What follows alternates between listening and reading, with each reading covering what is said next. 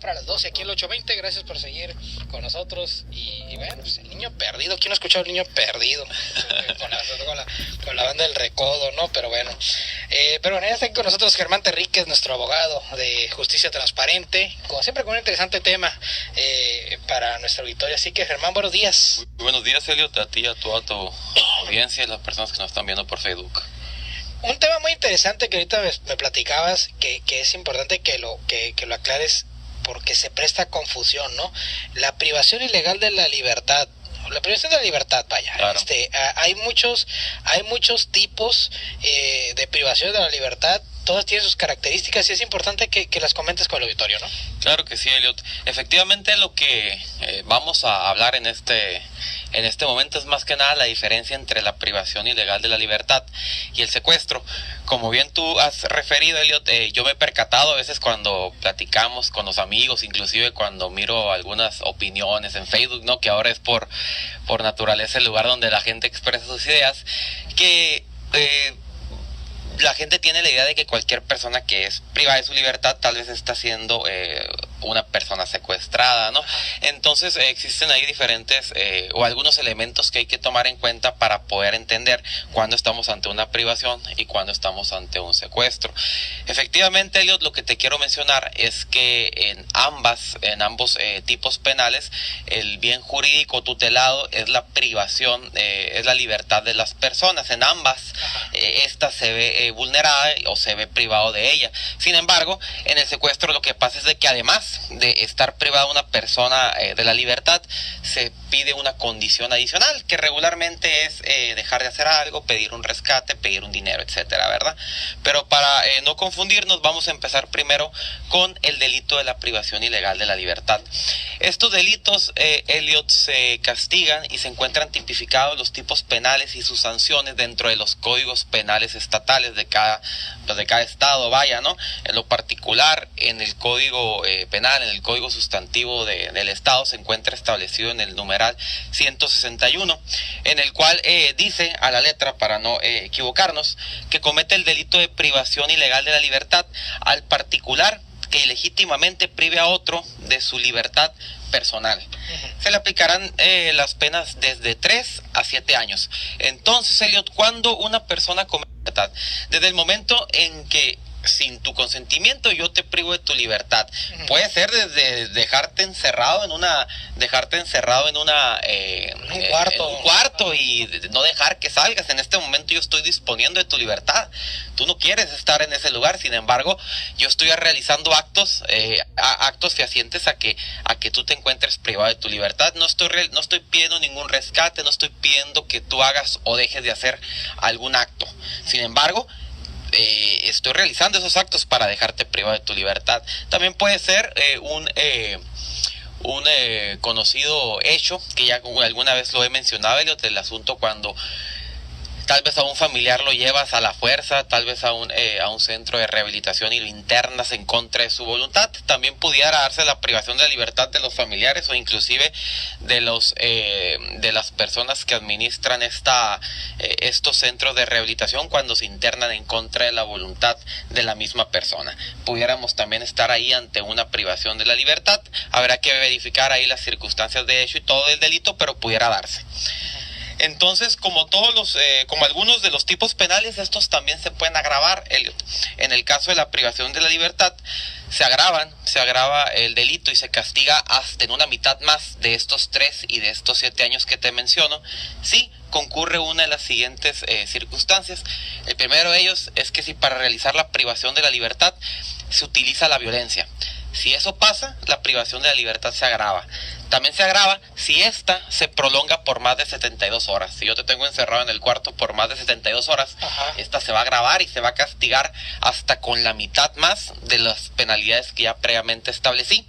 Y por otro lado, si el autor de la privación es un integrante o fue un integrante de instituciones policiales o de seguridad pública, ahí también son circunstancias que van a dar en que se agrave la privación de la libertad. Esto en relación a la privación de la libertad, ya no sé si te queda alguna duda. No, es que esto sí es importante, ¿no? La privación de libertad y las modalidades, ¿no? Porque obviamente, por ejemplo, un caso es la privación de la libertad, que puede ser por muchos motivos, ¿no? Me ha tocado casos, me ha tocado ver casos o informar casos de privaciones ahora que se dan por problemas de pareja, ¿no? O sea, y que son que quizá, no creo que sean muy comunes, pero sí a veces se dan en el hecho de que, no sé, el esposo te deja encerrada a la mujer en la casa, ¿no? Para que no salga a ninguna parte mientras él va a trabajar, o sea, situaciones de ese tipo, ¿no? Que tiene su penalidad. Ya unas situaciones más graves como el secuestro, que ya es, o sea, liberarte a cambio de un pago económico, ¿no? Ya son situaciones diferentes en cuanto al tratamiento y también el castigo. Claro. Y efectivamente, por otro lado, ahora para hablar del secuestro, como todos lo sabemos, es de interés público de la Federación el hecho de castigar los secuestros.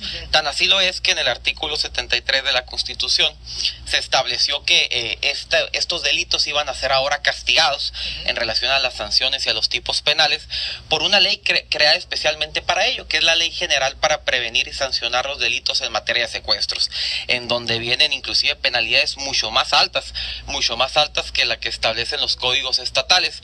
¿Y esto por qué lo es? Precisamente para generar esa certeza y para poder combatir el delito. Inclusive en este delito en lo particular no aplican los 50 años que establecen las codificaciones sustantivas, porque el mismo artículo 73 constitucional, Elliot, te dice que hay que acudir a las penalidades que establece esta ley. Inclusive en el Código Penal Federal, en el artículo 25, establece una regla de excepción en donde dice: el Código Penal Federal establece 60 años como máximo para poder tener una persona, para otorgar una pena, pero sí dice, cuando se trate de delitos de secuestro, no aplica una excepción y hay que atender a las penalidades que establece esta ley, que van hasta 140 años como máximo, creo. Sí, que ha habido casos, ¿no? Que ha habido casos de 200, 300 años de prisión, ¿no? Por secuestro. Entonces este es el delito en donde se aplican las penas más altas. Entonces, Elliot, ahora sí bien, ¿cuál es la diferencia? En ambos delitos, como ya lo he referido, en la privación ilegal de la libertad y en el secuestro, lo que hace es de que se priva a una persona de su libertad personal. Sin embargo, en el delito de secuestro tiene que concurrir una situación adicional, que es precisamente ejecutar una condición al rehén, a la persona privada de su libertad, de hacer o de no hacer.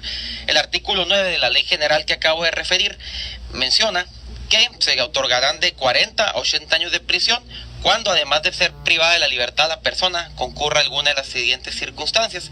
Primero que nada, pues como ya lo referí, detener a una persona en calidad de rehén y amenazarla con privarle de la vida o con causarle daño para obligar a sus familiares o a un particular a que realice o deje de realizar un acto cualquiera. Regularmente es el caso común que pasa, que se le pide al familiar, que se le llama para que se deposite alguna cantidad en concreto para poder dar con la liberación del rehén, del familiar que se encuentra privado de su libertad. También que el otro tipo común es precisamente causar daño o perjuicio a la persona privada de su libertad, entre otros. Quiero mencionarlo de manera genérica estos puntos, Elliot, para poder ahora sí que ubicar a la audiencia en relación a cuál es la diferencia entre la privación y el secuestro. Y también señalar, Elliot, pues no voy a mencionar punto a punto porque sería muy extenso, pero sí igual señalar que existen también agravantes al delito de secuestro, como por ejemplo cuando se realizan en caminos públicos o lugares desprotegidos, que se realicen por 2 o más personas, que se realicen con violencia, o inclusive que en el secuestro se le ocasionen lesiones establecidas en el numeral 291-293 del Código Penal Federal. ¿Qué significa esto? Que durante el secuestro la persona se le pueda realizar una lesión que haga que alguno de sus órganos pierdan sus funciones, que pierda tal vez un ojo, o inclusive si se pierde la vida dentro del secuestro, ahí es donde se otorgan las penas más graves, que son hasta de 140 años. A lo que voy, Elliot, es que es precisamente esta situación de hacer o de no hacer la que la que diferencia cuando se trata de una privación de libertad y cuando se trata de un secuestro express, y como ya previamente, como un secuestro, y ya es cuando efectivamente, Elliot, dentro de estas variantes es cuando radican las grandes diferencias en tanto de las penalidades. Como ya referí, en la privación de la libertad puede ser un mínimo de hasta 3 años, y en el secuestro express, estamos hablando que la mínima es de 40 años. Esa es la gran diferencia entre uno y otro, y cómo inclusive la Constitución lo establece de manera particular en su artículo 73, este delito como un problema de interés público que se necesita erradicar de manera inmediata. Así es, y bueno, también por las consecuencias que implica uno y otro, ¿no? O sea, de hecho, por lo que veo, y es algo importante, o sea, la privación legal de la libertad, eso se atiende o lo manejan los códigos locales o el código estatal, ¿no? O sea, ya el secuestro ya es un delito de orden federal, ¿no? Si se le puede llamar. Sí, la ley, el artículo 73, efectivamente, orden federal envía a que sea castigado conforme a las penalidades que te refiero. Sin embargo, los jueces locales también pueden llevar el procedimiento en estos casos. Ahí depende, existe una regla de coordinación que establece también estas reglas, pero sí, todos lo remite de manera invariable a las penalidades y los tipos penales establecidos en esta ley general para erradicar los delitos en materia de secuestro. Muy bien, pues muy interesante, y sobre todo la aclaración en torno a este tema, Germán. Bueno, pues como siempre, pues hacer la invitación para que se acerquen a Justicia Transparente si requieren algún tipo de asesoría. Ok, pues muchas gracias, Elliot. Pues